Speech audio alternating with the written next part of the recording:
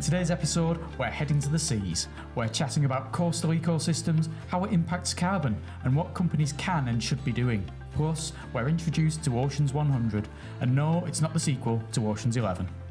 Let's get into our conversation with John Verdin, Director of the Ocean and Coastal Policy Programme at Duke University.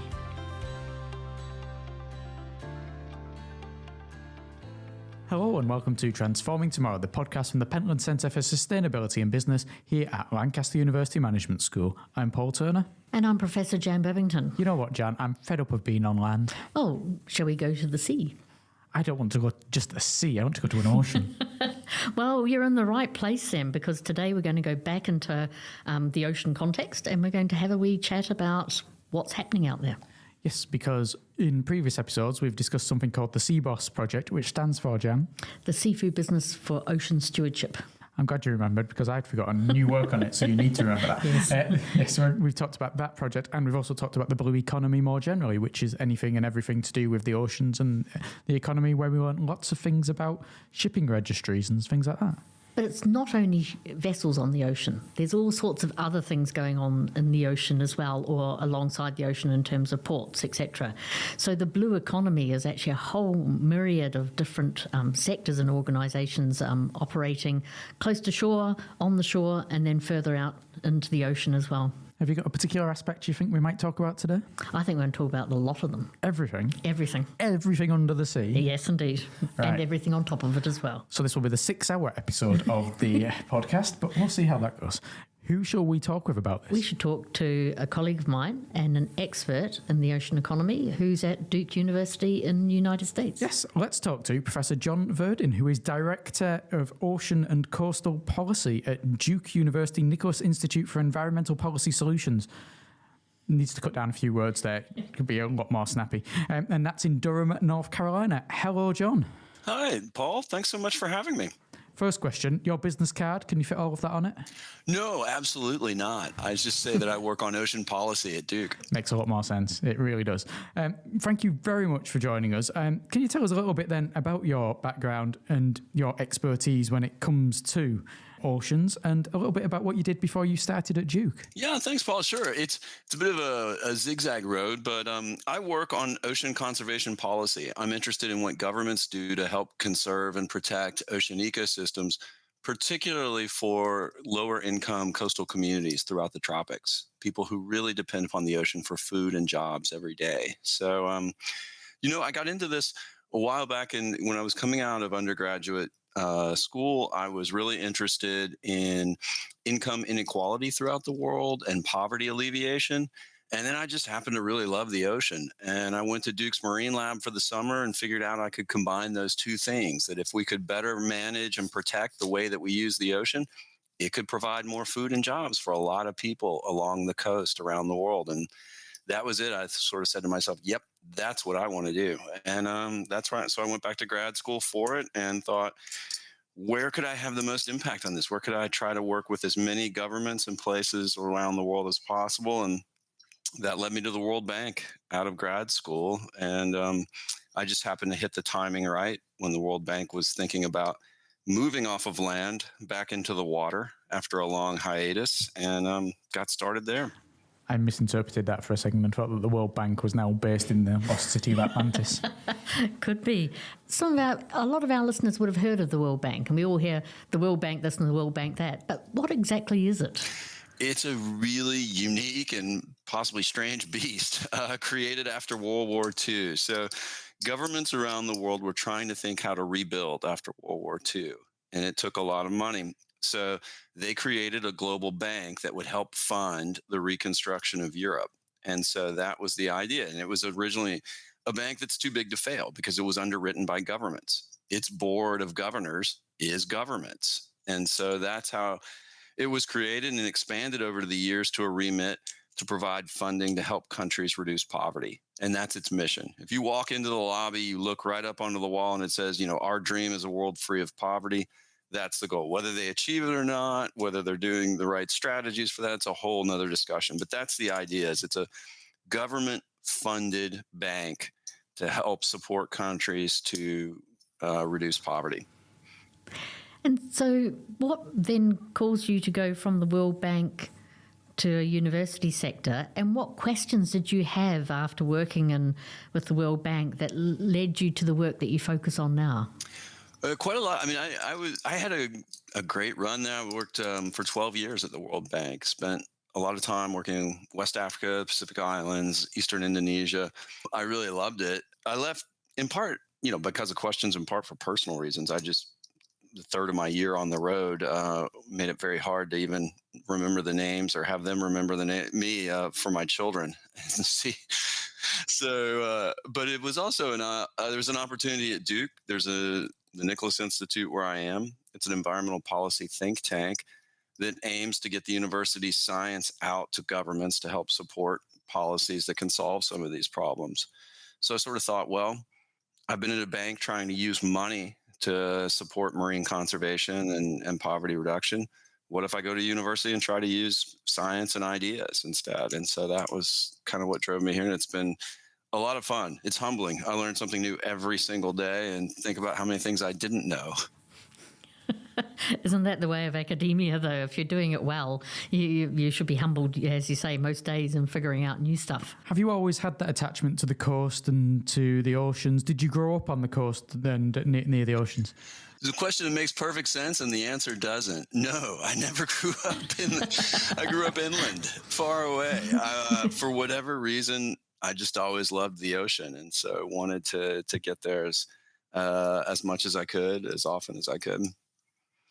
Yeah, and saying that you grew up far from the ocean in America is a bit different to saying you grew up far from the sea in the UK, where the furthest from the sea you can be is about 100 miles without finding the coastline. Right. In America, if you're in somewhere like Colorado or Utah, you're an awfully long way away from the sea. Or in Georgia, in the part where I grew up. Oh, I didn't realise you grew up in Georgia. Does that make him a Texan? No, Georgia is a state. Texas is a state. Forgive Jan and her knowledge of American geography. It's okay. Atlanta, Georgia. You've heard about Atlanta, Georgia? I've been to Atlanta. Yeah. Augusta, Georgia, where they play the golf, the Masters. Yeah. I'm struggling to think of other places in Georgia, but they do exist. You would struggle a little bit more for the places where I grew up. John, one of the reasons why we thought we'd talk to you, and the thing, if you like, that really drew our attention to this area is a paper that you produced on the Ocean 100. So I'd like to hear, what is the Ocean 100? What caused you to do that work? And what was exciting about the things that you found in that context? Hang on, I can answer this. Is it not one of the endless sequels to Ocean's 11? Yeah. No, we weren't that clever. It's basically it's the Ocean 100 as a bad takeoff of the Fortune 100. But the idea is that these are the biggest companies operating in the ocean, and knowing who they are would allow us to engage with them to see what they might be willing to do to help conserve the oceans, and get a sense of how big of a role they play in the way that humanity uses the seas. And so the idea actually came from our colleagues at CBOS that you've mentioned, and Stockholm Resilience Center. They had this idea that large companies in the global interconnected economy could act like keystone species in an ecosystem and have outsized influence on what happens in that economy. And so, as you know, they did this study for seafood and found a relatively small number of companies might have a disproportionate influence on how the world's seafood is produced and the fish caught in the sea. And so I was really interested. I read that study years back, was really interested in that, because at the same time, governments had been coming to us saying, what is this thing, the blue economy? What does it mean? How can we develop the ocean as the next economic frontier? And think about all of these different industries operating and growing in the ocean simultaneously together, because their impacts on the ocean are cumulative. It's the same shared fluid space. And so there'd been some work by the OECD and others to define what this blue economy or ocean economy is. And so my sort of simple thought was, well, we could do the same type of analysis that they did for the entire ocean economy, for all of the economic use of the ocean, and see if this keystone pattern holds, if there are some really, I hate to say it, but a big fish in the ocean economy, so to speak. That was going to come sooner or later, That's wasn't right. it? We weren't going to get away from that. Somewhere on our mixing desk, we have a button that makes a drum noise where you go, ba-dum-tsh. That's right. I thought that was, yes. Yeah, my children would kill me for that one. But in any event, that was the idea. And then what we found, I mean, it wasn't any kind of complex math or anything. It was just counting and trying to. But the reason it hadn't been done before, and the reason it took us so long, is because many companies don't think of themselves as being based in the ocean. They have activities on both land and at sea.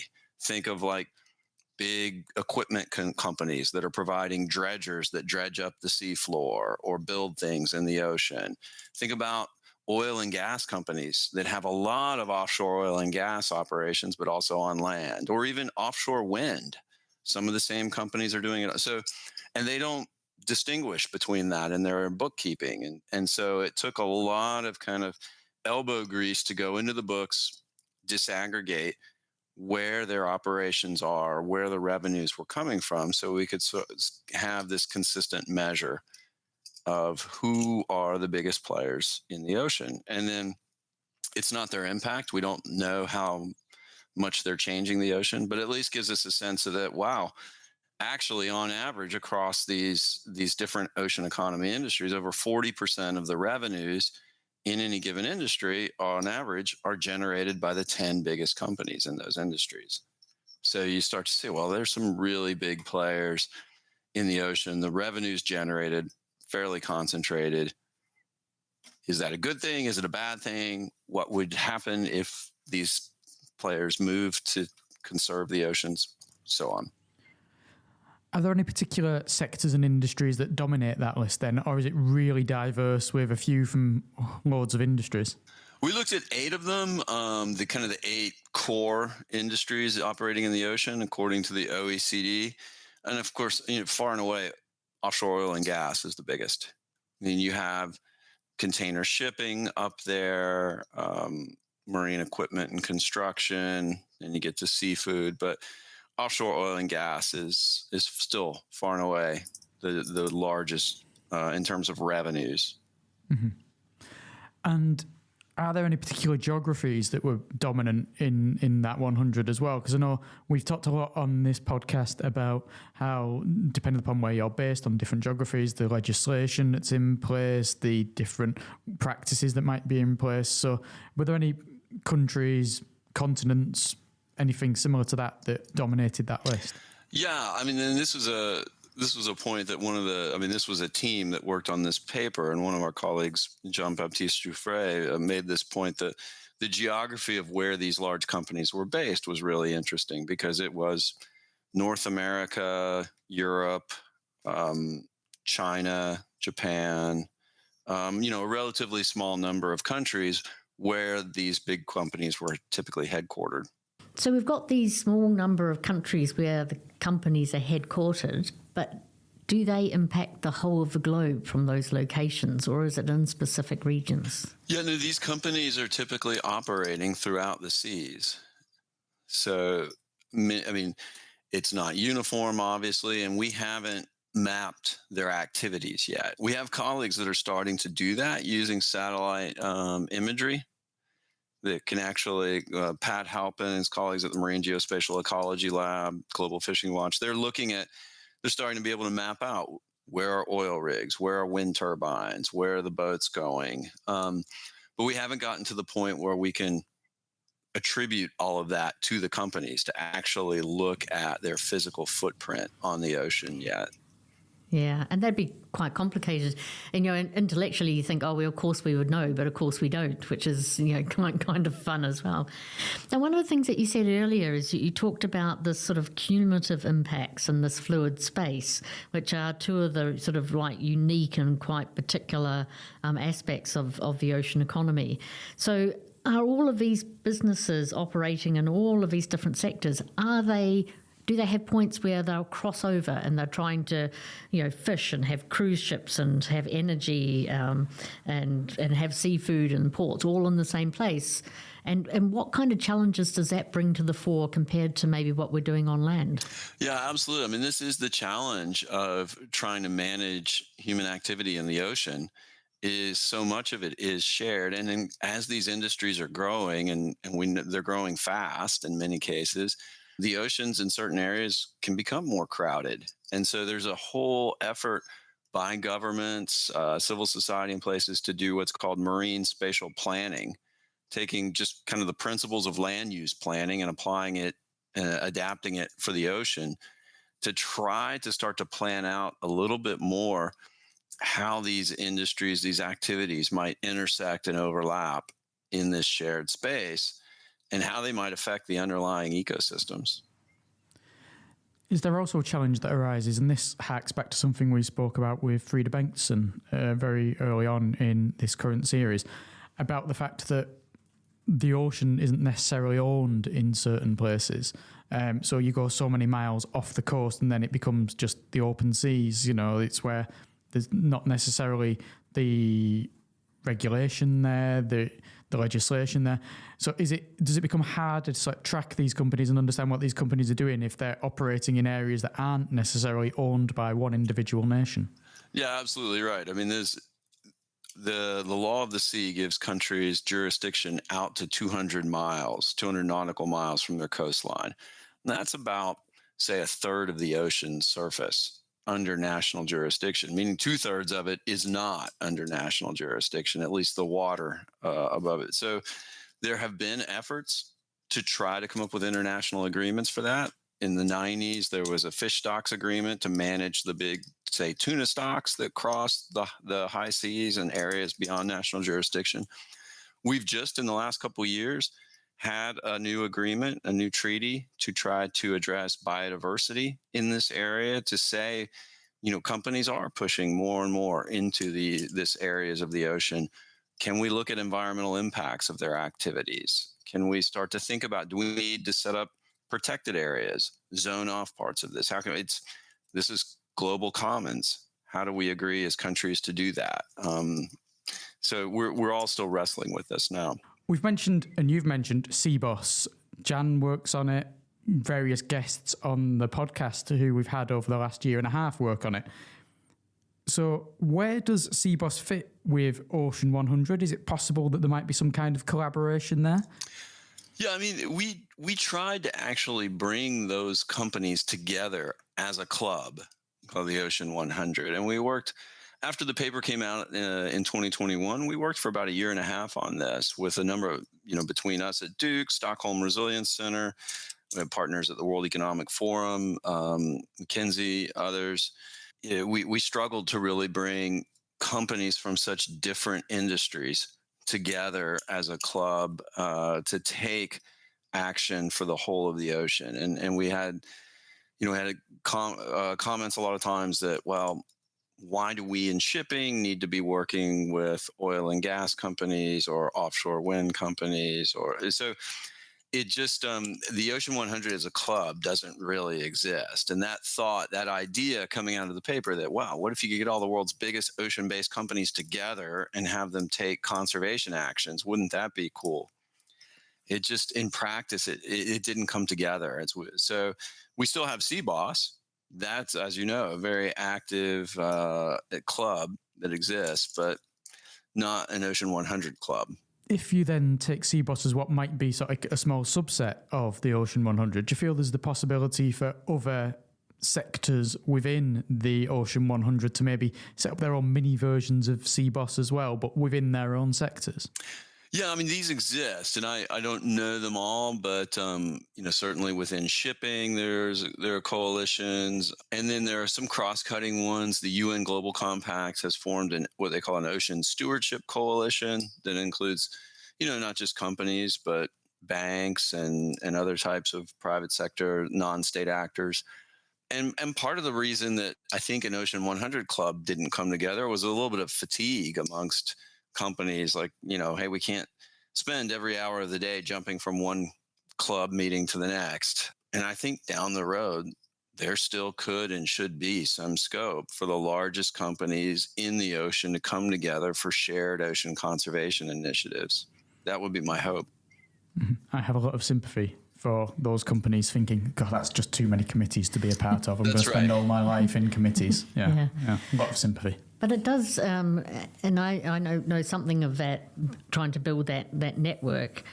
It also seemed to me that if you go issue by issue, you sort of dilute the whole approach. So I think accidentally we maybe got it right, and I'm using inverted commas, and got it right with CBOS, and that we had 5 or 6 objectives that were jointly agreed and quite early on, before maybe some of these other industry groups had evolved, and that we're trying to pursue stewardship and seafood across all of those.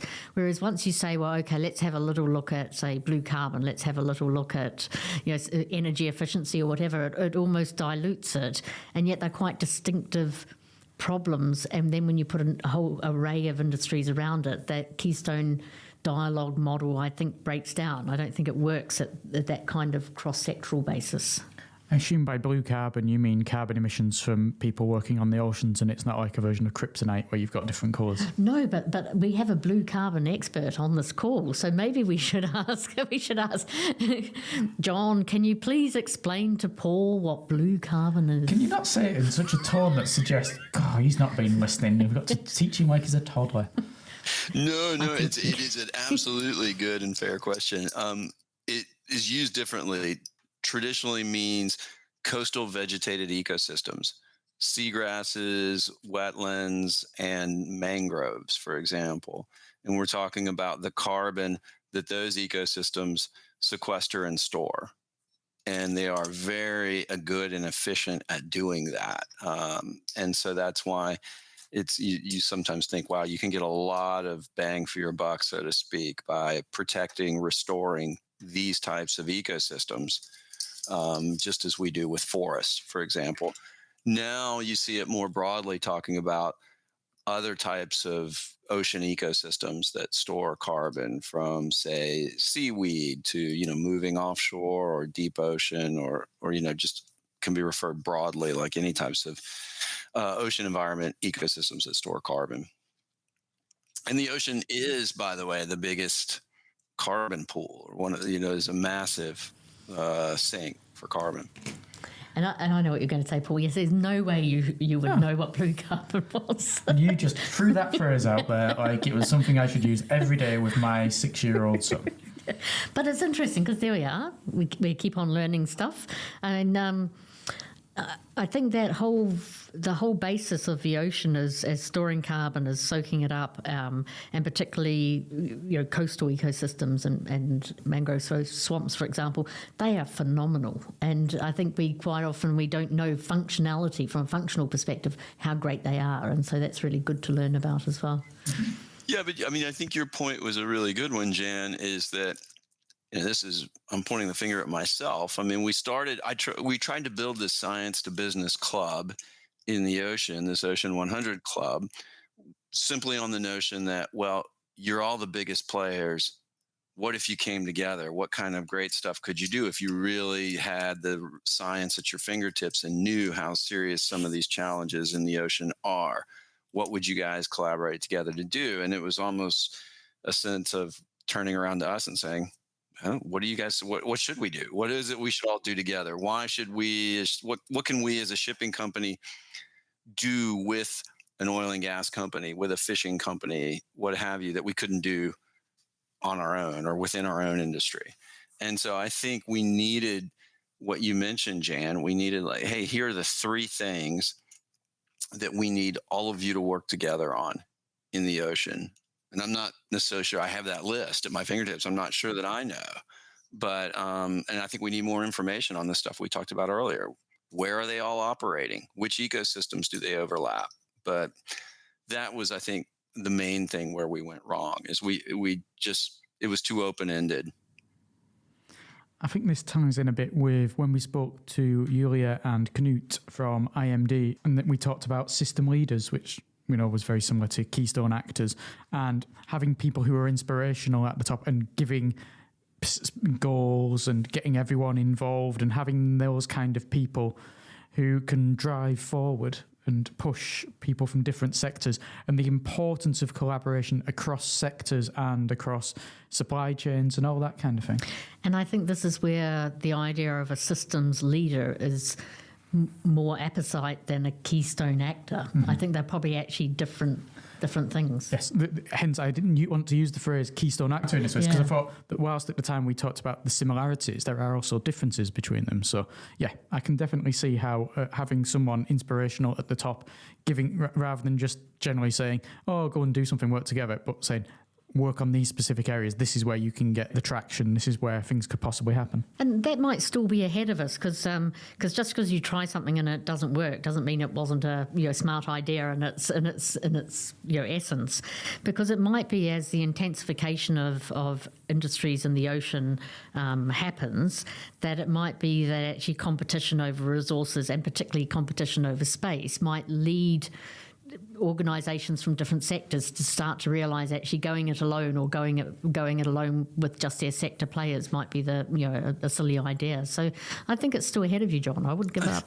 No, but I think what we've moved to right now is more of a model of, okay, hey, now that we know who all these keystone actors in the ocean are, what if we just formed a club and got you all in the room together? Great stuff would happen, and have science to industry dialogue. We've moved from that, as you know, Jan, to more of, well, we need to figure out a little bit more what they're all doing and what kind of impact they're having, and what if we track them and focus more on disclosure and information and understanding where these companies are operating in the ocean and what impact they're having.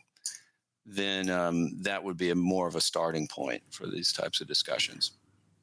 And if you can get them all to work together, we could end up with a cruise ship that has a wind turbine on top of it and a big net out the back to catch fish. Fresh seafood on the cruise ship. Exactly. All the industries could come together. Maybe, I don't want to encourage oil and gas drilling, but, it could have some kind of portal drills hanging from the bottom as it sails through.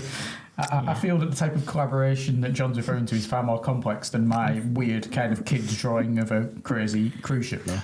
We were thinking about collaboration for conservation more than ocean exploitation, but both may happen. Yeah. I did say there was going to be a wind turbine on top. So you said that you're moving forward on looking at characterisation of what's going on. And so I know that you've been trying to understand for a subset of that Ocean 100 piece what they are reporting in their sustainability reports, and whether or not they are reporting on the scientifically most salient topics. So could you tell us about that study and what you found? Yeah, this is a study we're still trying to finalize, as you know, Jan. And Jan, you've contributed as one of the co-authors, and our colleague Jean-Baptiste Jouffret has led it along with many of us, a group of us. But yeah, the idea was, okay, again, now that we know who these companies are, if we looked at the 15 this time largest companies in each of these ocean-based industries, could we take a snapshot of what impacts they're reporting on the ocean and compare that to what we would expect them to maybe be doing based on the science? So we had Jean-Baptiste and a number of his colleagues had already kind of reviewed the scientific literature to say, hey, these are the types of impacts that have been observed or predicted from these industries. And then we were able to compare that with what they were actually reporting in their sustainability reports and their annual reports. And so with the idea to see that, does there appear to be consensus? Are they reporting the same types of impacts? Are they all monitoring and checking this? Do they even measure their impacts, or they're just kind of talking very generally about them? And it was really all over the place, just scattered. Some very detailed reporting on a range of impact indicators, measuring they're trying to measure their footprint on the ocean. Some barely mentioning it at all.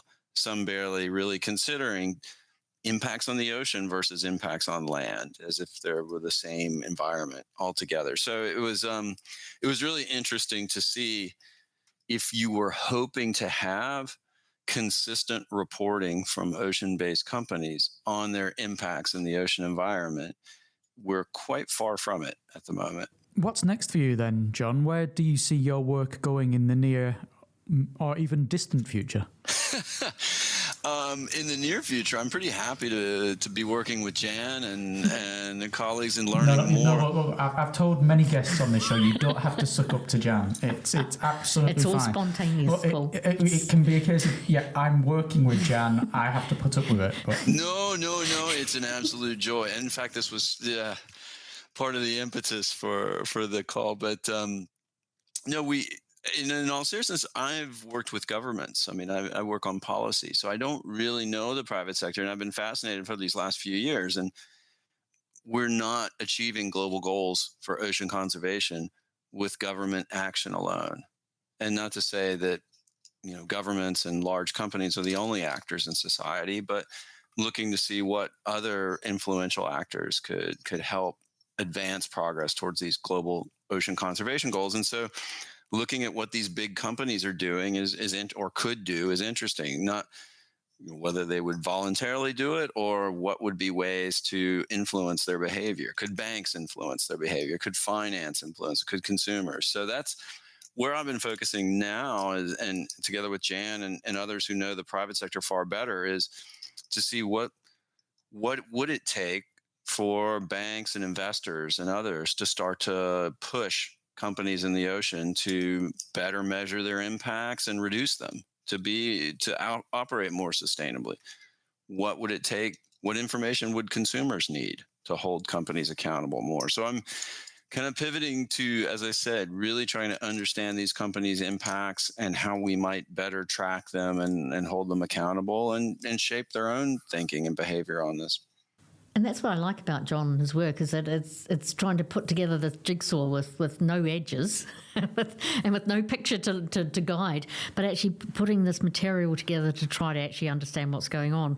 And we kind of think that we understand everything, but we understand so very little. And I think particularly in the ocean space, where it is remote, out of sight, again, might be quite hybrid because organisations are doing land and ocean-based things. We know very little. And you kind of think we must know, but we don't.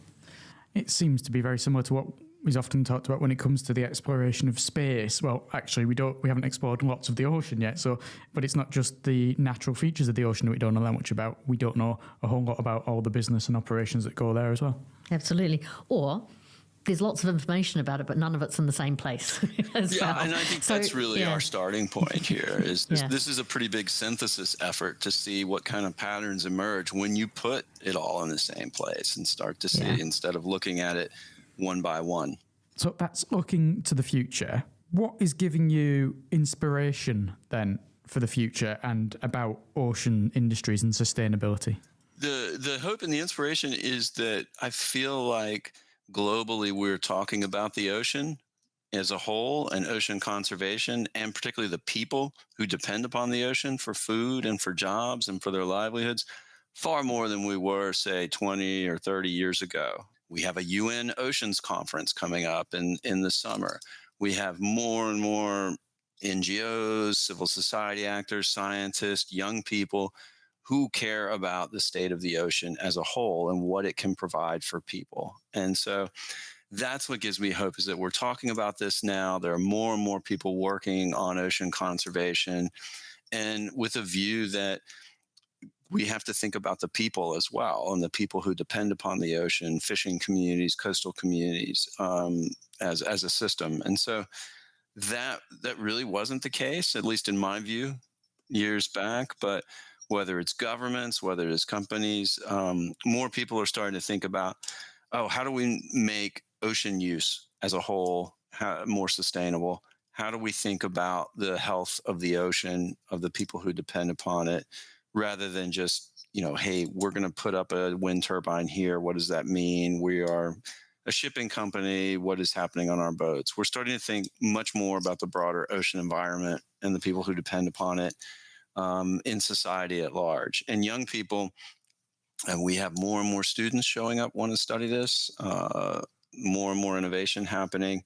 So that's what sort of gives me inspiration and hope, is this is not forgotten or lost in people's minds. John, Today has been brilliant. Thank you very much for joining us. Well, thank you both for having me. It's been a lot of fun. Jan, do you think if I asked John nicely, he'd be able to get me a tie, a jacket, all the accoutrements that may come with being a member of the Ocean 100 Club? Well, it's quite interesting because we tried so hard to build that club and it wasn't, nobody wanted to be a full member. So sounds like there's spaces and vacancies to me. That's where I can fit in. Yeah. I know it is interesting though, isn't it, that all of these companies struggle to a certain extent to recognise where their overlap is and how, as both yourself and John have said, there's still a little bit of grey area, black area even, about what exactly happens, where it happens, when it happens. And the other thing we realised, partly because we know a lot about the CBOS experiment and we know about the Ocean 100, CBOS came together sort of 2015, 2016.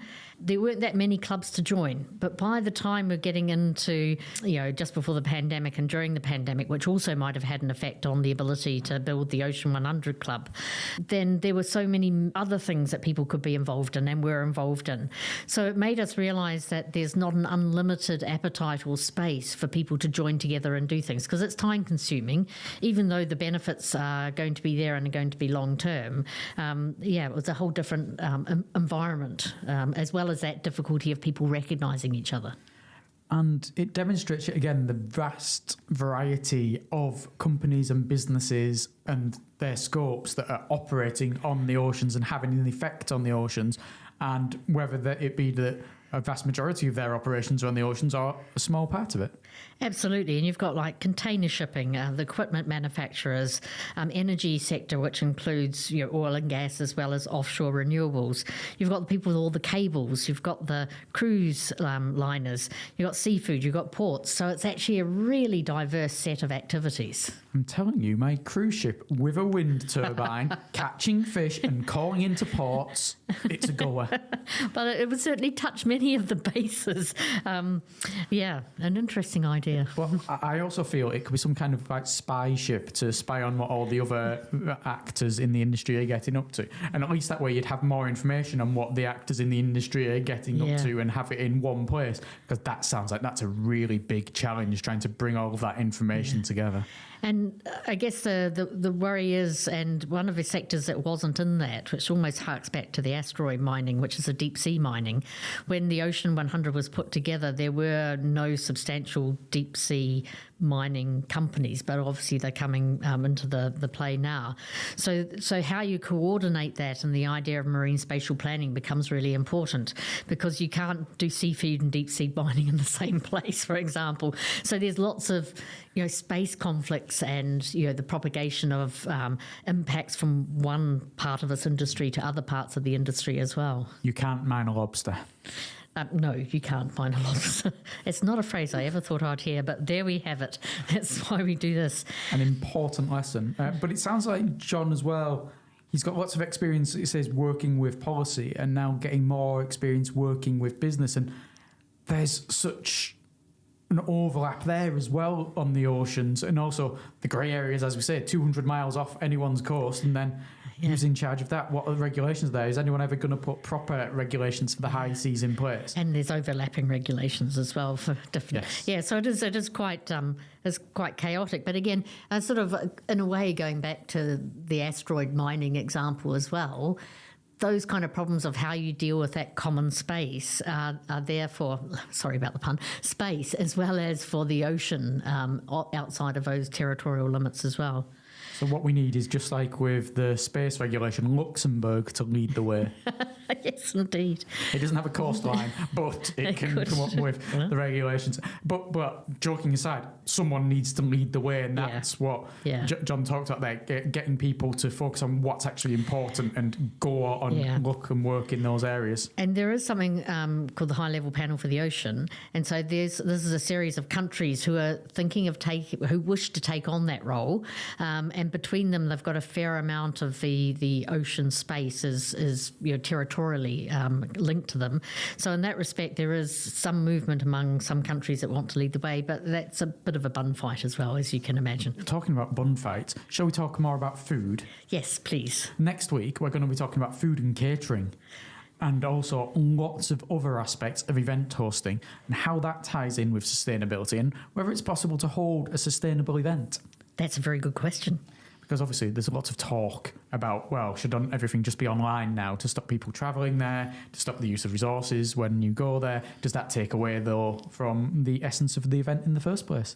Who's going to tell us about that? We're going to be talking to Hilary Barraclough, who is the Head of Business Development and Academic Events Services here at Lancaster University. And she's in charge of a branch of our university that organises a whole host of events across all the faculties. Brilliant. Until then, thank you very much for listening. I'm Paul Turner. And I'm Professor Jane Babington.